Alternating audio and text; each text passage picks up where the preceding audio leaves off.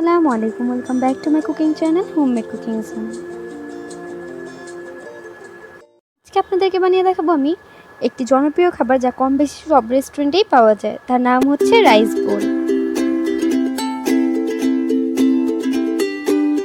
Rice বোলে প্রথমে আমি রাইসটা তৈরি করব, যার জন্য লাগবে পেঁয়াজ কুচি, রসুন কুচি এবং টমেটো। নিয়ে নিব ডিম ভাজা, যা গোলমরিচ এবং লবণ দিয়ে ভেজে রেখেছি। নিব গাজর কুচি, নিয়ে নিব লিবা কুচি। এখন লাগবে টমেটো সস, হোয়াইট ভিনেগার, গোলমরিচ গুঁড়ো, টেস্টিং সল্ট এবং স্বাদ মতো লবণ। লাগবে আমাদের ভাত। আমি হাফ কেজি চালের ভাত নিয়েছি, যা পোলাও চাল ইউজ করেছি। আপনারা বাসমতি চালও ব্যবহার করতে পারবেন। এখন আমি একটি পাত্রে তেল গরম করে নিব এবং তার মধ্যে আমি রসুনগুলোকে একটু ভাজা ভাজা করে নিব। রসুনটা একটু লাল হয়ে গেলে তার মধ্যে আমি দিয়ে দিব পেঁয়াজ এবং টমেটো। এরপর দিয়ে দিব গাজর এবং লুইবা, দিয়ে ভালোভাবে একটু ভাজা ভাজা করে নিতে হবে, যেন সবজিগুলো একটু নরম হয়ে যায়।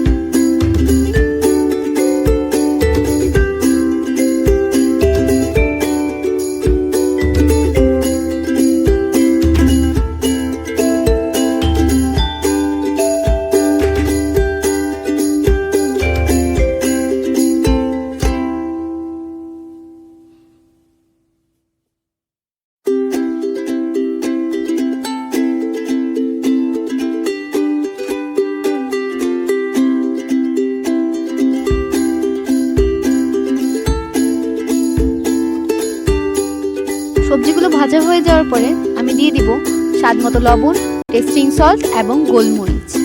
আপনারা ঝাল কেমন খান তা আপনাদের উপর, তাই আপনারা বুঝে গোলমরিচটা অ্যাড করে নেবেন।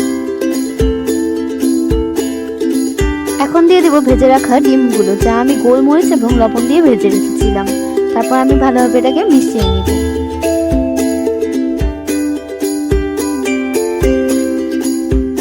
এখন আমি সিদ্ধ করা ভাতগুলো দিয়ে দিব।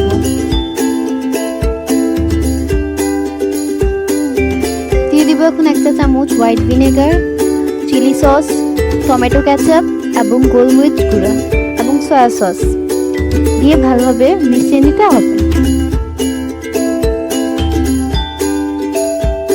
আমার রাইসটা পুরোপুরি হয়ে গিয়েছে। আমার মনে হচ্ছে এখানে একটু গোলমরিচ এবং লবণ অ্যাড করতে হবে, তাই আমি এখানে অ্যাড করে নিলাম। আমার রাইসটা হয়ে গিয়েছে।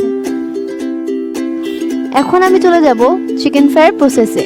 এখানে আমি 300 গ্রাম চিকেন নিয়েছি, যা ছোট ছোট পিস করে নিয়েছি। এখানে আমি দিয়ে দিচ্ছি 2 টেবিল চামচ দুধ, 1.5 চা চামচ আদা রসুন বাটা, 1 চা চামচ সয়া সস, হাফ চা চামচ গোলমরিচ গুঁড়া এবং একটি ডিম দিয়ে ভালোভাবে মেখে আমি আধা ঘন্টার জন্য ফ্রিজে রেখে দিব, যেন মাংসের ভিতরে ভালোভাবে মশলাগুলো চলে যায়।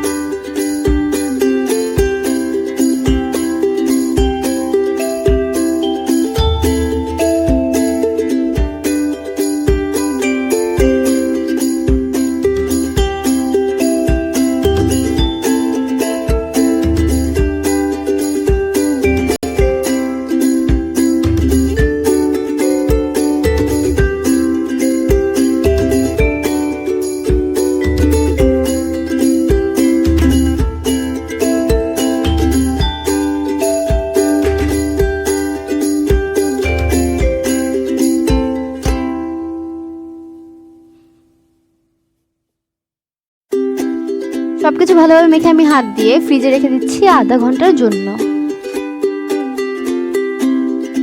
এখন আমি চিকেন কোটের জন্য নিয়ে নিচ্ছি 1 কাপ আটা, টেবিল চামচ বেসন, 1 কাপ পরিমাণ ব্রেড ক্রাম্বস, যার রেসিপি আমার চ্যানেলে দেওয়া আছে এবং ডিসক্রিপশন বক্সেও দেওয়া থাকবে। দিয়ে দিলাম হাফ চা চামচ গোলমরিচ গুঁড়া এবং কোটিং এর জন্য লাগবে নর্মাল পানি। আধা ঘন্টা পর আমি বের করে নিলাম চিকেনগুলো।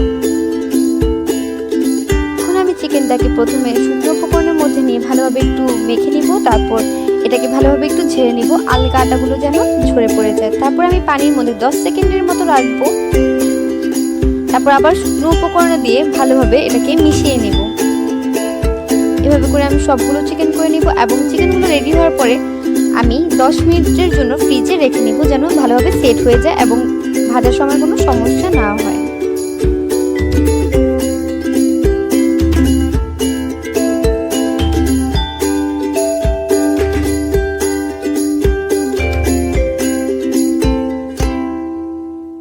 চিকেনগুলোকে এখন আমি ফ্রিজে রেখে দেবো 10 মিনিটের জন্য, এবং কেউ সংরক্ষণ করতে চাইলে এই অবস্থাতেই ফ্রিজে রেখে দিতে পারবে।